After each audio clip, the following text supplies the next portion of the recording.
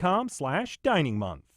Baptist Health is a proud supporter of First Coast Connect. Baptist Health, committed to building a healthier community for all of us. More info at 202-4YOU or baptistjacks.com. The North Florida TPO is committed to shaping our transportation future. We're focused on planning, funding, clean fuels, and new technologies for a vibrant, connected community. Learn more at northfloridatpo.com. This is WJCT News 89.9 Jacksonville. Up next, national and local news from NPR and the WJCT News team.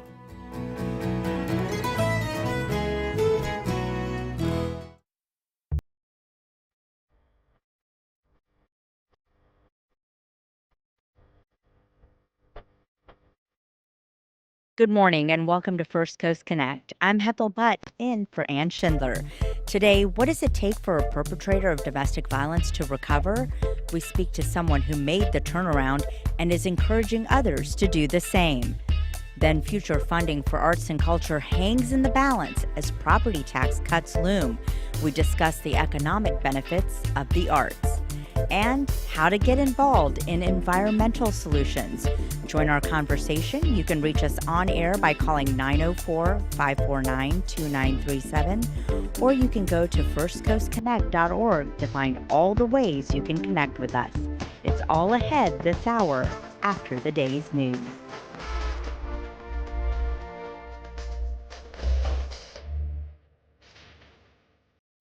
Live for NPR News in Washington, I'm Libby Casey. There is a pause in the attacks between the U.S. and Iran after almost 2 weeks of U.S. strikes on Iranian military targets and infrastructure and Iranian counterattacks on U.S. bases and other targets in the Gulf. NPR's Jane Araf. The Iranian army spokesperson confirmed Sunday that Iran had indeed halted attacks at the same time that the U.S. had.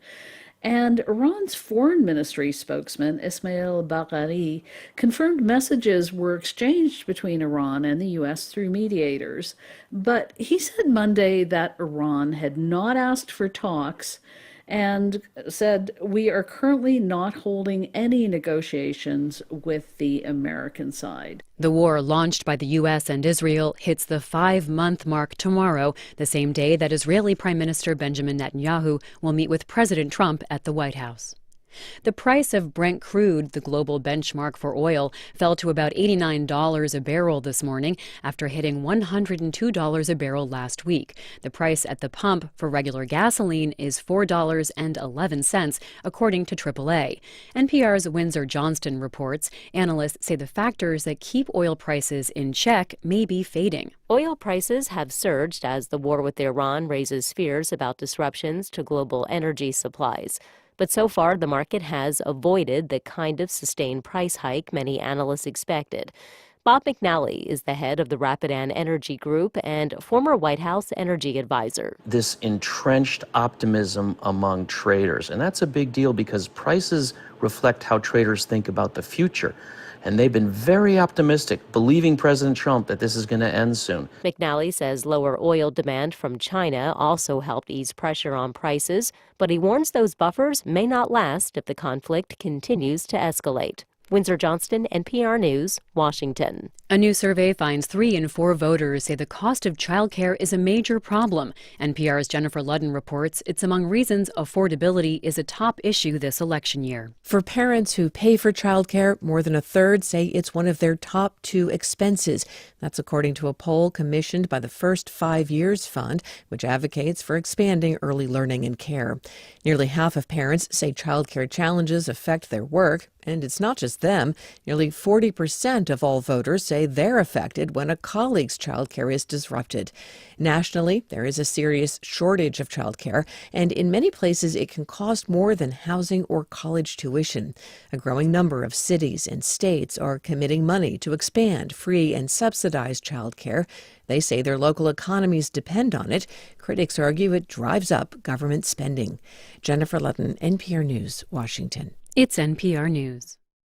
Good morning. You're listening to WJCT News, 89.9 in Jacksonville.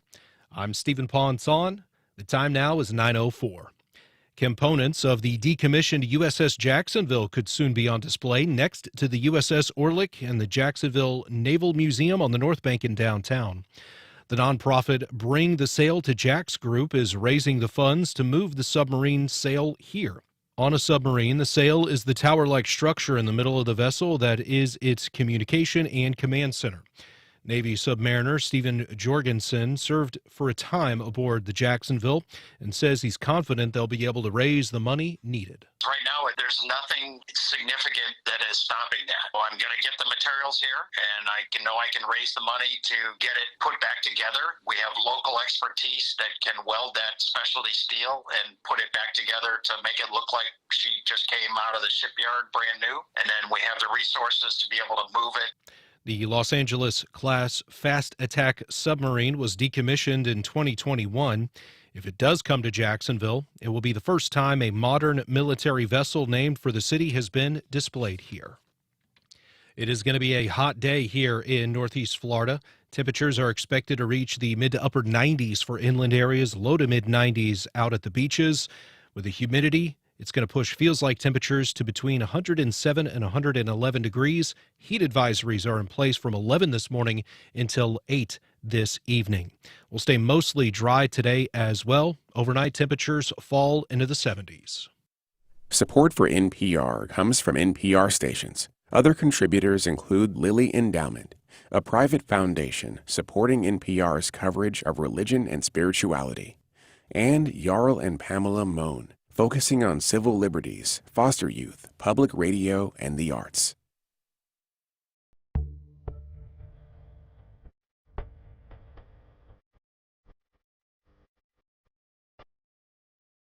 Support for First Coast Connect is provided in part by Baptist Health and North Florida TPO. Welcome to First Coast Connect. I'm Hethel Butt in for Ann Schindler. Today, a Jacksonville man shares his personal story of how a domestic violence rehab program changed his life and is showing promising results for the First Coast. Then, could slashing arts funding cost the city more than it saves? We're talking to the Cultural Council about how it's navigating the city's budget constraints. Later in the program, a Green Future Fair focuses on how we can build a healthier and more sustainable Jacksonville together. But first, can people who have committed domestic violence crimes be rehabilitated? The Salvation Army's Batterer Intervention Program is showing some remarkable success in helping offenders turn their lives around. Joining me live this morning is the program manager, Mr. Clee Wilkerson, and Tony Williams, who graduated from the program. Thank you both for being here this morning. Thank you. Tony, let me start with you. You're a Jacksonville businessman. You do have a history of domestic violence yourself, but did you have domestic violence in your family growing up? Yes, I had experienced it like through my family coming up. So I realized what domestic battery was, but not to the extent of like what I experienced myself personally. Give us a little bit of an idea of what led up to your arrest. What led up to my arrest was, I said this once before, was cheese. It may seem funny, but it's not. That's what it was. It was an argument about cheese, and we never realized what type of stress people is under. So I often ask myself now, how could some cheese bring about violence? Yeah, explain that. What do you mean by that? Well, what happened was that I purchased some cheese for a young lady, and I woke up and I was hungry and I ate some of the cheese. I opened it. And what ended up happening, she wondered why I ate her cheese. And that's where the argument came about. And then what happened after that? And then after that, we went to arguing, and she jumped up into my face, and I hit her. I hit her to get her away from me. But I think that, and then when I hit her, I was like, it happened so fast. It happened so fast, ma'am, until that when I hit her, it was my way of thinking to myself that in order to protect yourself, because of violence, because of I've been into a I grew up around domestic battery. I know about domestic battery, and it was the way it was like I felt it was my safe zone, and I felt like I was not thinking about accountability or none of that stuff right there. I just went like when she jumped in my face, and I hit her to get her out of my face. So then were you arrested? Yes, ma'am, and I was arrested. I did one night in jail, and I was on probation for a year. So I finished my probation, and if I did it early and everything like that there, I missed none of my, I think I missed one class out of the 28 classes because the judge ordered me to go to this anger management program. And I really did not want to go because I felt like I would fail the class. Because I do have somewhat with authority.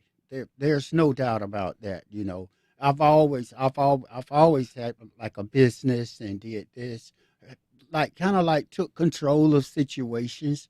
You know, but I didn't feel that I would pass the class. And when I got into the class, the knowledge that I received from the class, it really just caused me to humble myself and to say to myself, hey, look, really, you might need some help. Clea, I want to bring you into the conversation. Tony's story is not uncommon. In fact, Duval County has one of the highest domestic violence rates in Northeast Florida, with nearly 5,300 reported offenses in 2024. That's significantly higher than Florida's statewide average. Why do you think there is so much domestic violence in our area?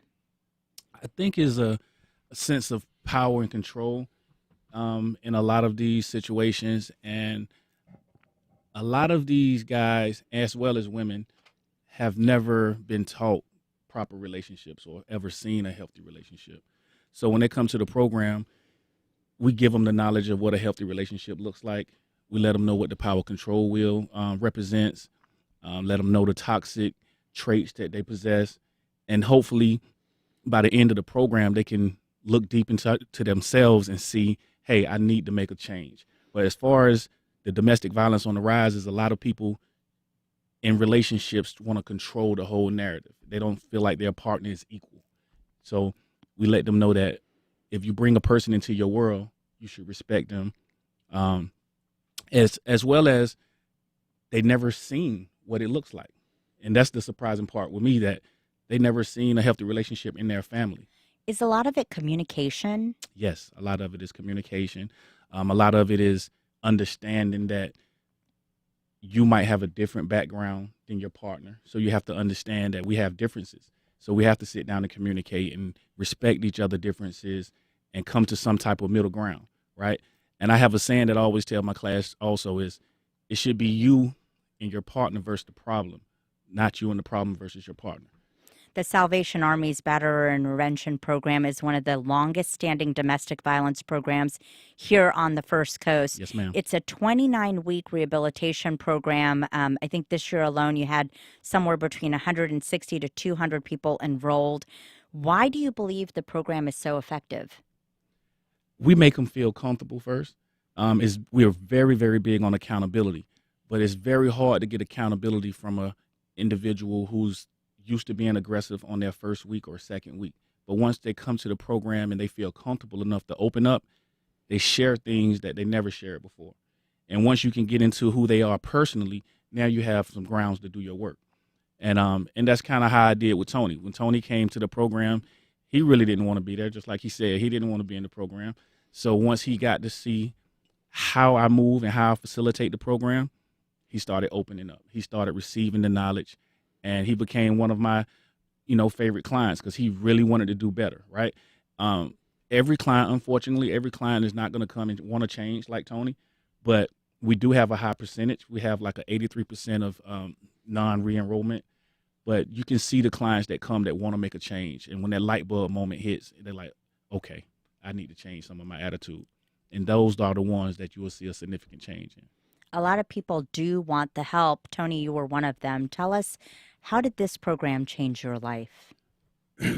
Well, first of all, it caused me to slow down and to think and to realize that maybe this is not as bad as it seemed being here, because I was interacting with a lot of men that was going through some of the same problems that I had went through. And we all got together and we expressed ourselves and we began to talk amongst ourselves.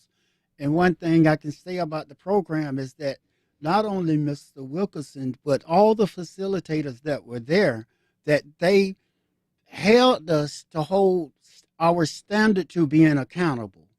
They requested that the first thing that I learned when I went there was that if your dependency upon successfully passing this class was that you had to follow the instructions of the facilitators. And that to me right there meant humbling myself, listening to somebody that had some answers that I needed. And the one thing I needed to know was this right here, was that you got to be held. This is an accountability class, and you got to take it for yourself. Do you feel remorse for what you did, and did you ever make amends with that woman? I feel remorse. I feel remorse and sad that it happened. But in the process, I lost everything in one day, because with my probation said that you were not to have any type of contact with this victim whatsoever. So when I got out of jail and I got enrolled in the program, one of the most serious things Mr. Wilkes said to me was, Williams, whatever you do, do not contact, call, or go near that victim. But if you could say something to her, what would you say? I would say I'm sorry. And I would say I'm sorry because that's me being accountable for what I done. It doesn't matter what else happened. What matters is what I done. And so I would say I'm sorry. You did not deserve that. And then I would go on and I would stay away. Like I did when I got into the program, I stayed away. I didn't go back to my house. I moved and I went on with my life. If you're just joining us, we're talking with Program Manager Mr. Clee Wilkerson and Program Graduate Tony Williams about the Salvation Army's Batterer Intervention Program. You can join the conversation on air by calling 904-549-2937 or go to firstcoastconnect.org to find all the ways you can connect with us. Clee, tell us more about your role, how you got involved in this work, and exactly how you work along with the courts and the state to help offenders get enrolled in this program. Okay. How I got here to a Salvation Army, I was actually feeding the homeless, and I met a board member. He came out and helped me feed the homeless, and he introduced me to the program. And that's how I initially got started. But once I got aboard, I become a liaison between the courts and our program. So I go to the courts and I listen to the injunctions. I communicate with the judges. I communicate with the probation officers.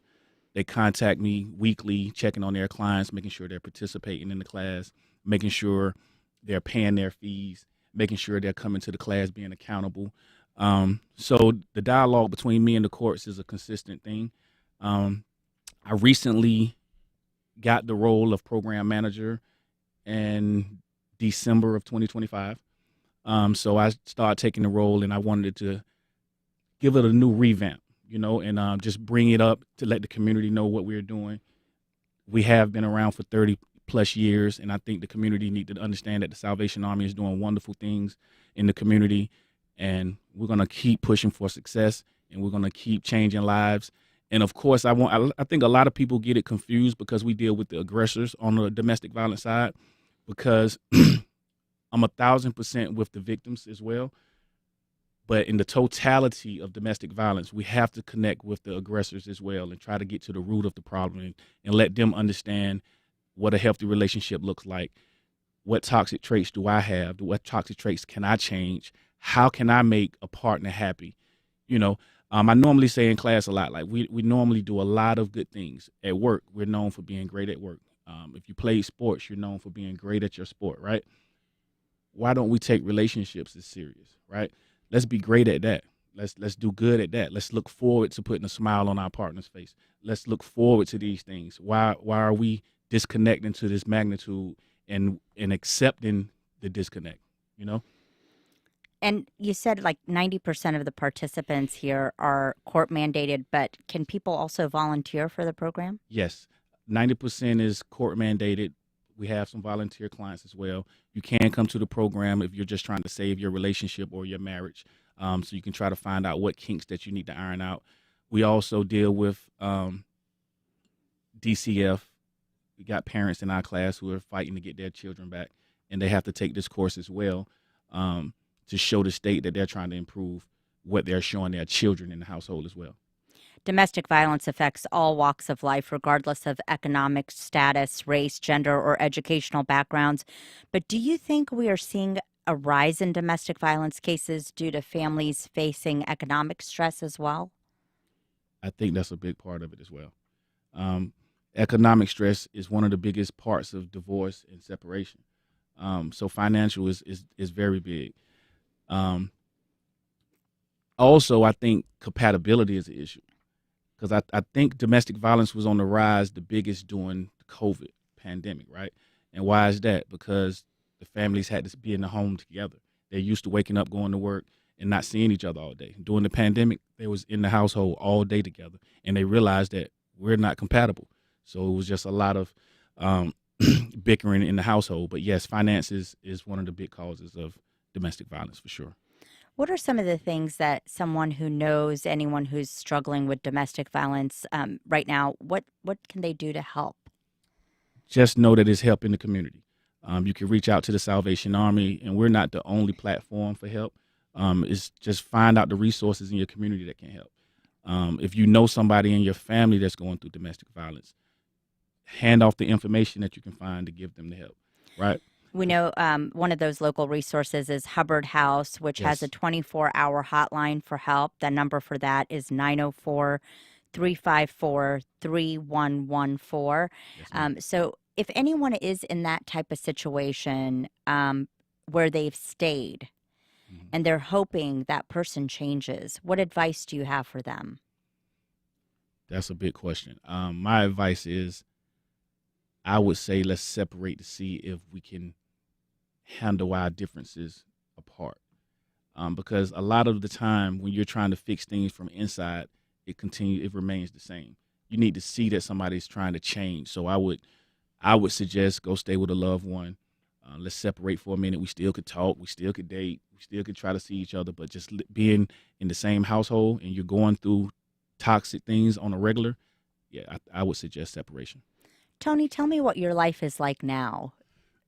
My life is great. I mean, I trust in the Lord, my Savior Jesus Christ. I'm up right now. I'm ready to help. I'm ready to help young men, especially young men and older men as well. But I'm ready to help I want to let them know I am so glad to be here today, because since my last being with Mr. Wilkerson, I've had so many of my friends and family members and peers come to me and ask me, Tony, I didn't know that you went through this or that you was going through this. And they would say to me, where can we get help from? And one of the first things I asked Mr. Wilkerson while we were sitting outside, Mr. Wilk, I was sharing this with him. I had so many people to call me and ask me and telling me about what their kids and what their family members and friends are going through. Where can they get help? Is there any way that they can get help?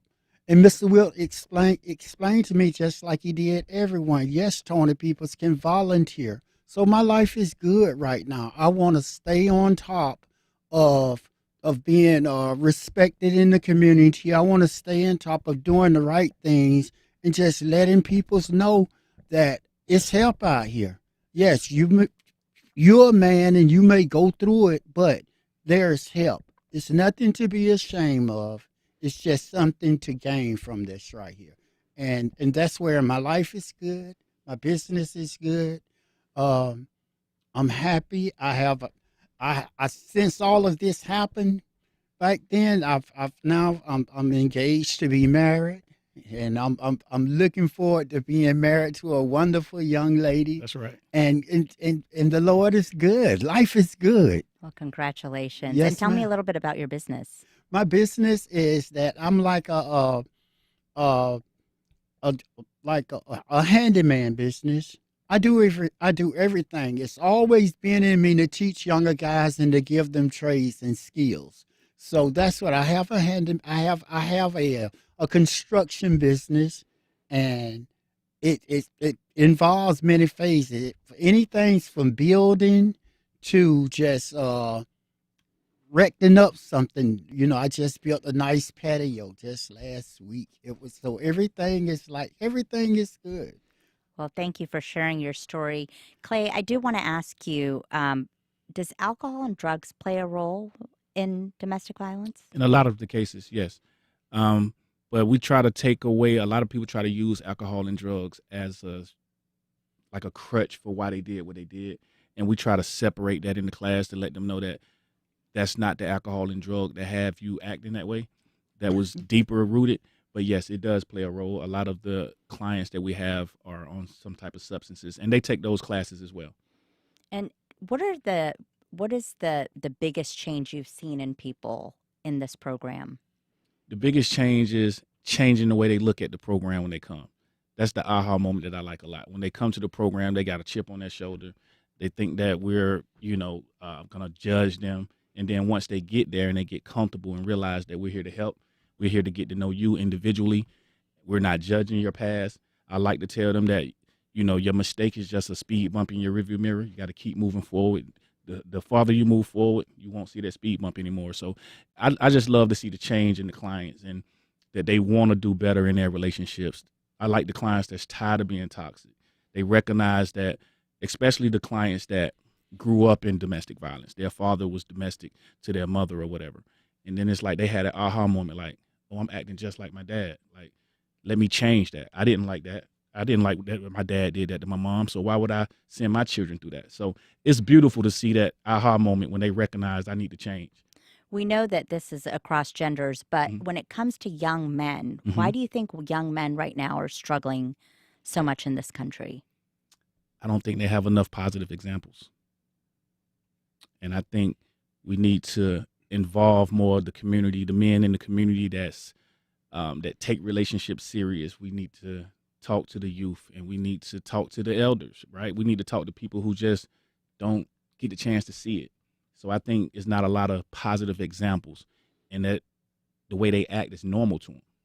And Tony, do you hope to be one of those mentors for young men in this community? I do. I really do. And I think also what I've learned from this class is that I am a man of faith, but sometimes it takes just raw knowledge, and that's what I got from the class. It wasn't about my God or my nothing. It was about you, Tony, being a man and being held accountable for what it is that you have done. And I think it may be hard for a lot of the younger men to come into that faith like that, but they can come in a place that, like Mr. Wilkinson said, that's not going to judge them or not going to like hold anything against them. They can get the help that they need. And he's given me that knowledge, and I'm trying to share it. Well, thank you so much. For more information about the Salvation Army's Batterer Intervention Program, you can visit their website at salvationarmynefl.org. Clay Wilkerson and Tony Williams, thank you so much for being here this morning. Yes, Thank you ma'am. so much God for having bless us. you. Yes. Up next, fostering Jacksonville's growing art scene while facing a tight budget, how the Cultural Council is fighting to secure funding.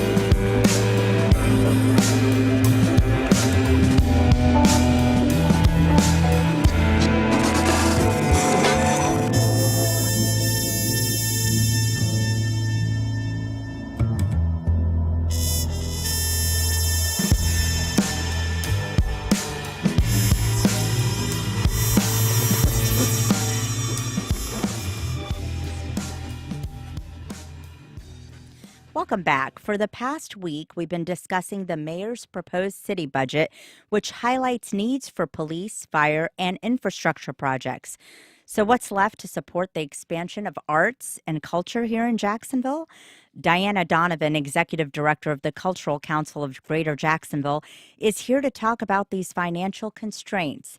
I do want to note that WJCT Public Media is a recipient of the Cultural Council's grant. Diana, first explain what the Cultural Council does. So the Cultural Council is a 501c3, so we're a nonprofit, and we're created to help ignite the creative economy for the city of Jacksonville through quality of life in arts and culture. We do it two ways, regranting and public art. So as a regranting agency, 92 cents on every dollar goes back to the community. So whatever the city funds us through, or private funding, we do public and private, we're able to go and give back 92 cents on every dollar. So a nonprofit in regranting and public art. The mayor's budget provides about $6.9 million to the Cultural Council. How does that compare to last year, and where does that money go? Yeah. So we are really excited and very grateful for the fact that the economic impact has been exponentially growing.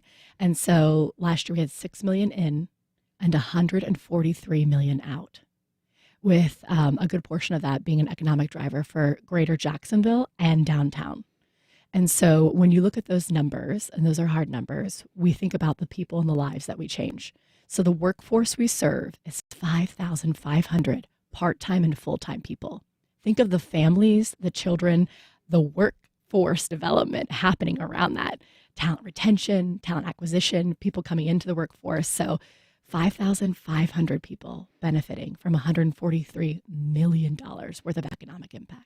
What specific challenges are you facing this year in terms of funding? I think that this year we have, elected officials who are looking diligently at a budget to help make sure that if property taxes passes, that we are in a good fiscal situation. And we have been fortunate to have lawmakers have very thoughtful conversations with us around where their values are, what that looks like, and explore, where does arts and culture fit in those priorities. And I think right now the conversation needs to be driven not just by the fact that this is a quality of life thing where we are humans changing humans' lives for humanity, but that it's also an economic driver, and it's a way to sustain funding coming into the city. We created $11 million plus of taxable revenue. That's funding that goes back to the city for lawmakers to spend on whatever their priorities are, whether it's roads, whether it's infrastructure, whether it's core values, supporting JSO and JFRD, whatever that looks like, we're creating taxable revenue for them to have that funding. The other side of that is that, there's a tangible aspect about this, right? How do you share a lot of numbers, but also make it real? What's the tangible impact?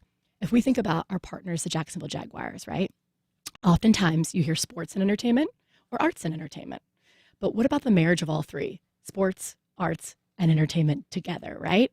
The Jaguars, according to ESPN, had 580,000 people, or million people last year, 580 million. Excuse me. Their economic impact was 25 million, and they had 580,000 people through ESPN last year, according to their numbers of people coming in. The cultural sector had 2.1 million. 2.1 million with $319 million of economic impact. And the CSGPs, the Cultural Service Grant Program through the city funding, took up $1.43 million of that. So we are 44%. Under your leadership, the Cultural Council has reached unprecedented heights, securing $8.25 million in merit-based grants for iconic institutions like the Florida Theater and Jacksonville Symphony, and launching the city's first publicly funded artist grant program serving over 60 local artists. We see some of the murals around town, and we see the artwork going up, and more than doubling local artist representation in public art from 15 to 35%. What impact does that have on Jacksonville's footprint here in the state and even on a national stage? Yeah, it's about destination building and us becoming, the driver of cultural tourism. When I share these numbers with you, I compare to partners that we know that are real and tangible to the real and tangible art of sense, making sense and making dollars through the creative economy. And when we think about what it means to have an arts and culture sector that is thriving. It means Jax USA and the Jacksonville Chamber can go nationally and internationally and say, we have quality of life here, right? What's the number one question that businesses are asking when they come? Like, what is the quality of life? What are my people going to do? What are my families going to do? What is driving people to come to this place as a destination? So when we get awards, when we get recognized, when we're able to do innovative funding or policy changes or enhancements, when we're able to have a workforce that is driving small businesses. I mean, we serve over 4,000 small businesses, 12,000 plus entrepreneurs and artists. I mean, we are really leaning into this idea of helping to make lives better through, the financial experience and the quality of life experience. And that's what, not just lawmakers, but business owners want to know. They want to know that my small business is activated and that I'm getting traffic in and that I'm getting money and that money is staying in the Northeast region. And we help do that. How is the art scene impacting young people here in Jacksonville? Oh, I love this question. We serve 207,000 children. 207,000 children through the Cultural Service Grant Program. So through city funding, with public-private dollar matching, we're able to serve 207,000 children. Is the cultural and arts scene growing locally, in your opinion? Yes, very much so. We have an incredible underground artist group that is very much coming alive through a lot of placemaking, a lot of activation, a lot of really cool things that are helping to drive, not just local commerce, but the idea of activation and something to do. When we look at our developers, they're looking to build things that build experiences. People are wanting to come to Jacksonville for a unique experience. They want to stop here to have experiences they may not have had other places. So when people come here for a night, you're, maybe going to Florida Theater. And so you have families at home that are, having a babysitter come. Then they're purchasing an Uber or they're driving downtown. They're paying the valet. They're walking, from a restaurant where the restaurant's benefiting. And then they're going to a bar where the bar is benefiting. And then everybody, but even the bartenders are getting tipped. They're coming out. You see JSO and JFRD, directing traffic, keeping the streets safe. They're going in through security. That's another job. They're walking in through the front doors. There's ushers. That's another job. There's people working the lighting. That's another job. And the film and the TV. That's another job. And you're having all these jobs before you even get to your seat. And once you're in the seat and the stage curtains open, then the artist gets paid, right? So it's job after job after job. And these people living their best lives, experiencing an activation downtown that's helping to keep it rich and alive. And so when you think about it that way, of all these touch points, from the babysitter to the Uber driver to the valet to the restaurant to the waiter to the bartenders to the security detail to the people unloading and loading the truck, these are jobs kept in Northeast Florida, operating on a daily basis, bringing a quality of life that creates destination building to say that Jacksonville is on the map. We are a city to contend with. When you look at Sarasota and St. Pete's and Tampa, we have a lot of our leaders saying, look at these cities and how they've been able to leverage arts and culture as a tourism driver, right? A real moneymaker. And we have that opportunity right now. We just have to sustain funding through a challenging time to make sure that these economic drivers keep paying the dividends, but also keep providing a quality of life that makes people want to stay here. We talk about youth. We want our children to grow up and be in Jacksonville. We want them to eat, stay, and play here.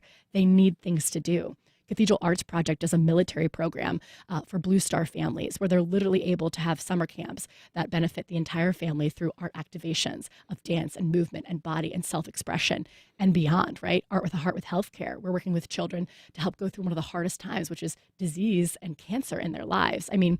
Riverside Arts Market helps with food instability. We are serving families on a really wide premise with 30 plus nonprofits divided into, taking $6 million, dividing that pie and making something beautiful out of it. And it's not just beautiful, it's not just changing lives, but it's also directing the course of who Jacksonville can be. So arts funding being sustained is future-proofing the city fiscally and through quality of life. So that way our generation has the opportunity to stay here the way that they should and could. We slightly touched on property tax and then the proposal to cut property taxes. If that were to pass, how would that impact you as opposed to the budget the way it is now? Because the mayor said she passed this budget, not putting that into consideration, just, taking things as is right now. If that were to pass, what would change for you? I think our listeners need to listen very closely to our lawmakers and elected officials because they will share with you what they will do. And they will be very clear and very direct on what that impact will mean to their budget and their budget making decisions. And I think it's on us as a collective community. And when I say community, I don't mean just our listeners. I mean our civic leaders, our corporate leaders, our business leaders, our donors listening at home. Like, we have to reach out to the city council, to the mayor's office to help them understand as electeds, like, what does this mean for us in our future? And what does it mean for what you value and you want to protect? And how do we help future-proof this sector right now? Because property taxes, if it passes, could really mean something detrimental to the entire arts and culture sector. And, when we listen to where their decisions are and what they're being made, we have to listen closely to what that looks like to the future of the sector for the creative economic engine, right? We want to show up, we want to create, we want to build great things, but this is not just art on the wall. This is, we're talking about core functions of city government, right? And it's important to lean into those core functions of city government, but we are a benefit, an add-on, and an enhancer of core functions of the government, right? Like, we are what's helping to increase property values, infrastructure investments. We're keeping places safer. We're activating to make JSO and JFRD's life easier because we're helping to create community pride and to alleviate some of these problems before they even have to come in. Do you mostly get local funding, state funding, national funding? Yeah. So, the sector's been hit hard through state funding cuts the past couple of years. So city funding is a primary driver of the Cultural Council to be able to give out to the Cultural Service Grant Program. But the best part about that is that the 92 cents on the dollar means that the funding goes directly to these organizations where they're able to match it with private dollars and come back with real impact. So the good news is that, the city is and has stood in the gap intentionally. And I am grateful to our elected officials. And my goal is to just continue to have conversations where they feel empowered to make the best decisions that they can make while understanding how to leverage this sector to the benefit of their bottom line and the benefit of the quality of life to the people they're serving. What are your hopes for the future of Jacksonville's art scene? Oh, I hope that we flourish. I really do.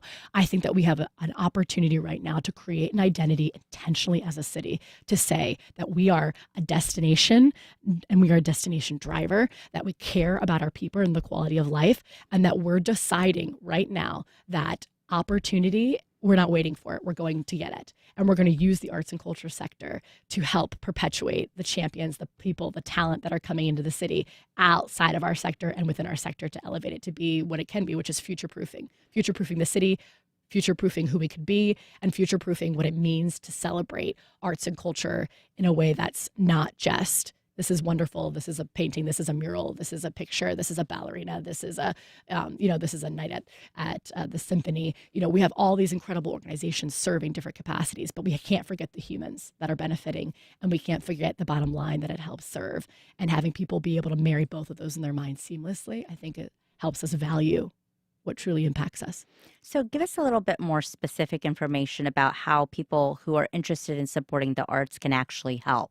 I love this question. A couple different ways. One of them is if you're seeing elected officials out, please thank them for their funding and the sustained funding that they've provided, and let them know why you care about them sustaining it moving forward. Let them know, like, this, I value this, I care about this, I want this. Write them, a message, reach out to them. We'll have an email campaign where we can champion to them going live on the 3rd, August 3rd. So we'll be able to have that on our website. So if you go to culturalcouncil.org and send an email, and it justifies all of the ROI and the numbers because it's important for them to see that, but it also has them understand, like, we have a force behind us. It can't just be Diana championing arts and culture. It can't just be a few organizations who believe it's a nice thing. It's not a nice thing. It's a critical economic driver, period. And it's also something that is healing, and it's a quality of life, and it's bridging people, and it's a nonpartisan way to help make sure that we as a community are celebrating who Jacksonville is as a city through the people who are doing it on the front lines, that 5,500 plus workforce, and the partners that we seek to serve in the process. Have you gotten any indication of the pushback you might get from City Council as they consider this budget? I think that the City Council is very focused on, the core function of government, and we hear that and recognize it. And our championship to them is to help them understand where we serve those core elements of government and how we are essential to helping them in the bottom line. We have 30 plus nonprofits that are lined up and ready to match public and private dollars to bring an ROI back to the city. If we look at our historical funding from fiscal year 2021 until now, and the increases we've gone from $3 million to $5 million. We had the 8.25 and holding steady at the 6. We look at $103 million of economic impact to 114 to 135 to 143. I mean, we are increasing. We are increasing every year. So let's leverage that money. Let's make sure that it turns into the real ROI that it can be. And let's help our lawmakers feel like when they invest in us, they're making the right choice.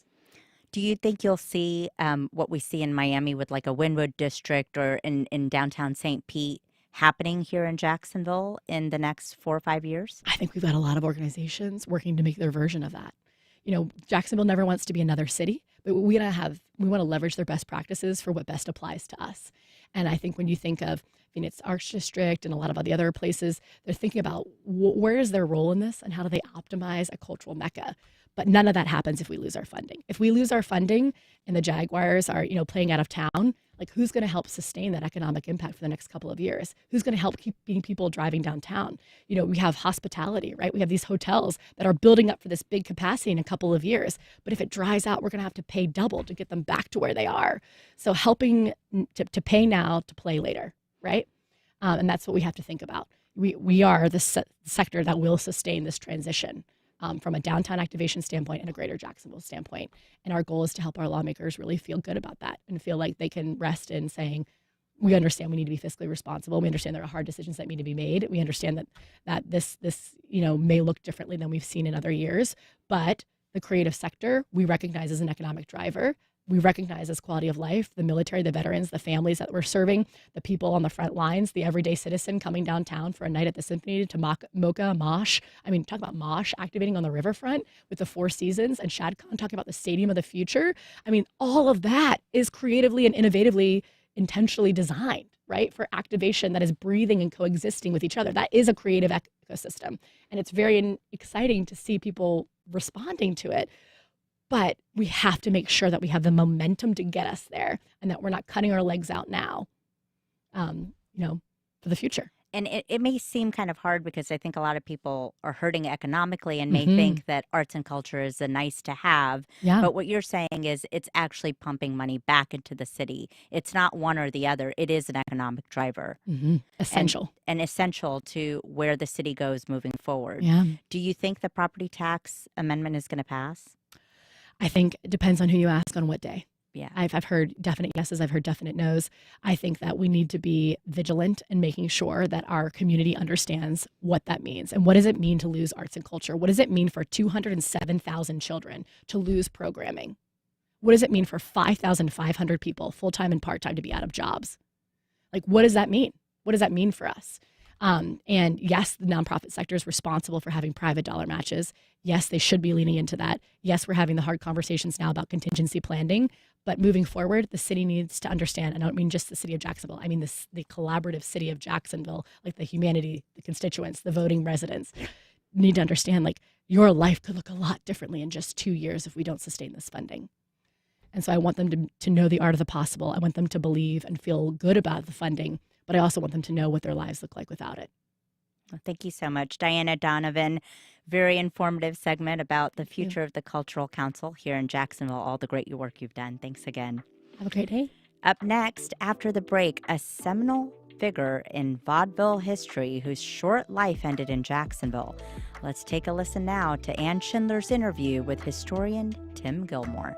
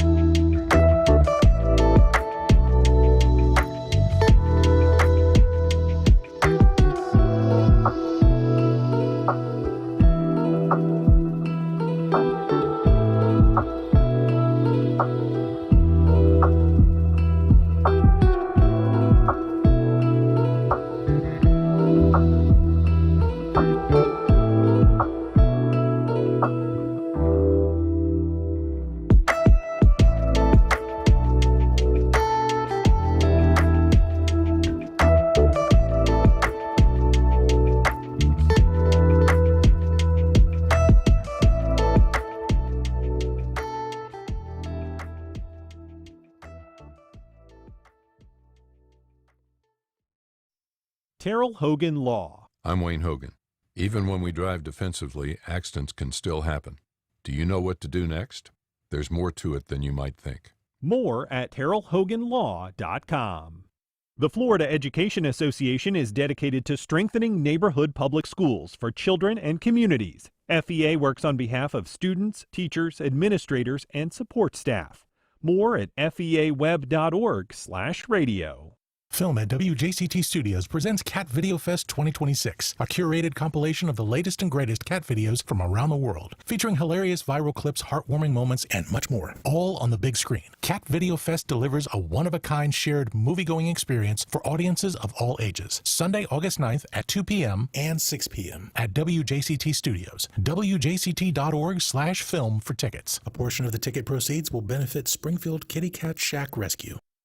Connecticut's Democratic Senator Chris Murphy says the current version of capitalism isn't working for Americans. I'm not a Democratic socialist, but I do believe that the Democratic Party has been historically way too timid in taking on corporate power. But with major party disruption coming from his left, Senator Murphy joins us to talk about how he thinks Democrats can move forward. That's on the next On Point. Today at 11, here on WJCT News 89.9.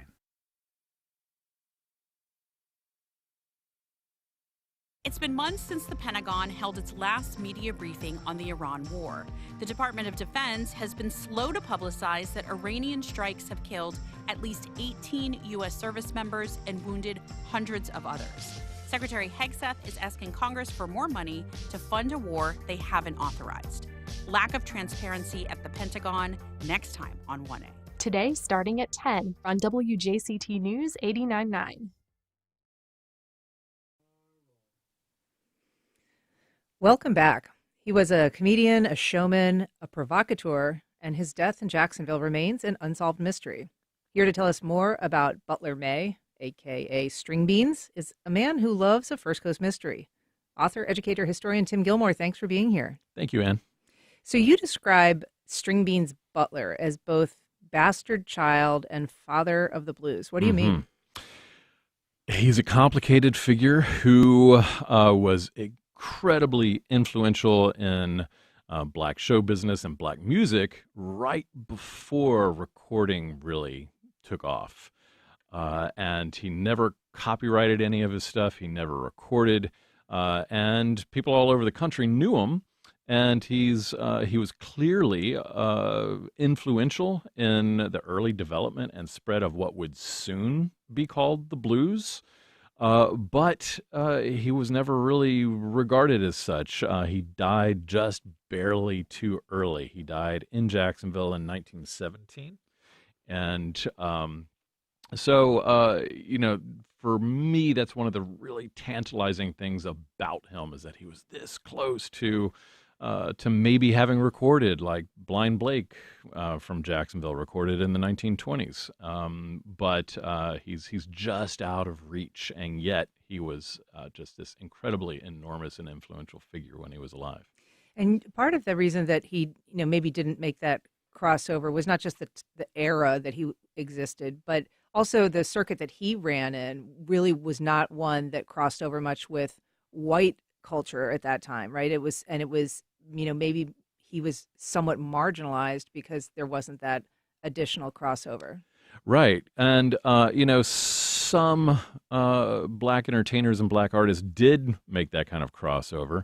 And later people who interacted with String Beans, Butler May, certainly made that crossover. And we know people now like W.C. Handy and Jelly Roll Morton, who knew String Beans, and Jelly Roll Morton met String Beans and worked with him in Jacksonville. But String Beans was never interested in a mainstream, really meaning white audience.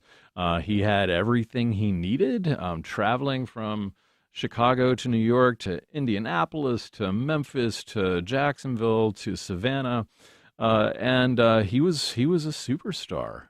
And so much of the black entertainment world knew what the white entertainment world was up to, but the opposite was not necessarily true.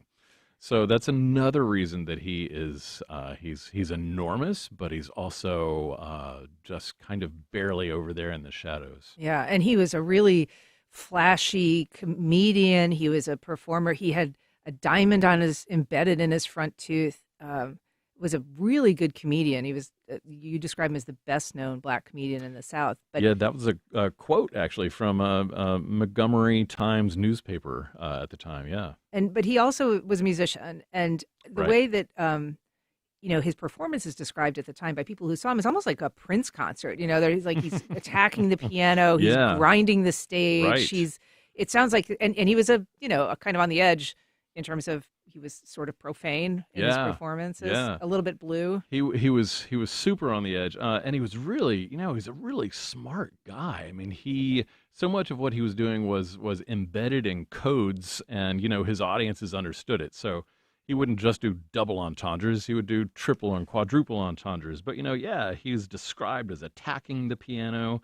One person who heard him said his head starts to nod, his shoulders shake, his body begins to quiver slowly, he sinks to the floor of the stage. Before he submerges, he is executing the snake hips, shouting the blues, and performing a horizontal grind as he hits the deck, still playing the piano. So he was this larger than life figure, you know? Yeah, but then he he really died was. in Jacksonville. Right. Under strange circumstances, a broken neck. Strange circumstances, yeah. So he was going through an initiation rite into a Masonic order, and it's probably necessary to understand that Black Masonic orders, well, all Masonic orders, but were really prominent at the time, and Black Masonic orders, were matters of prestige, but also connecting to the business world, and some of the initiation rituals could be edgy, and it's not entirely clear how his neck was broken, but it happened here in Jacksonville, and family back in Alabama thought it was fishy, and said that the truth was submerged in Jacksonville, and we still don't know exactly how that happened. There is so much more to String Bean's story, Tim, and you can read more about it along with all of the other weird and wonderful stories of Jacksonville's history on Tim Gilmore's blog, Jack Psycho Geo. Tim, thanks so much for being here again. We appreciate it. My pleasure. Thank you so much. And that's our program. Thank you for listening. Join us tomorrow when we meet the playwright behind an upcoming production at the Five of Dime Theater that explores racial identity and bias with the criminal justice system. I'm Ethel Butt, in for Ann Schindler, and you've been listening to First Coast Connect on WJCT News 89.9.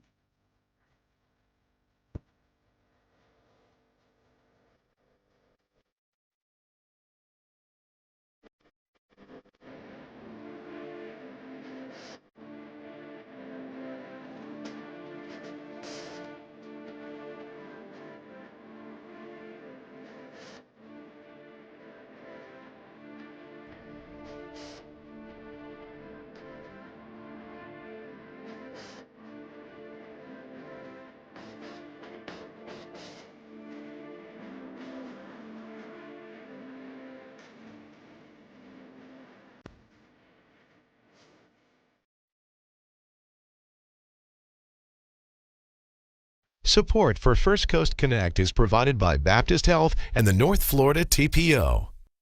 The North Florida TPO is dedicated to transportation planning, funding, clean fuels, and new technologies for a vibrant, resilient, and connected region. More information available at northfloridatpo.com. Baptist Health is a proud supporter of First Coast Connect. Baptist Health, committed to building a healthier community for all of us. More info at 202-4YOU or baptistjacks.com. Tidbits, family owned and operated since 1985. 4 locations: Bay Meadows, Hendricks, Mandarin, and now Fleming Island. Menu items include fresh sandwiches, salads, and soups. Open Monday through Saturday. Online ordering and menu at clarastidbits.com. This is WJCT News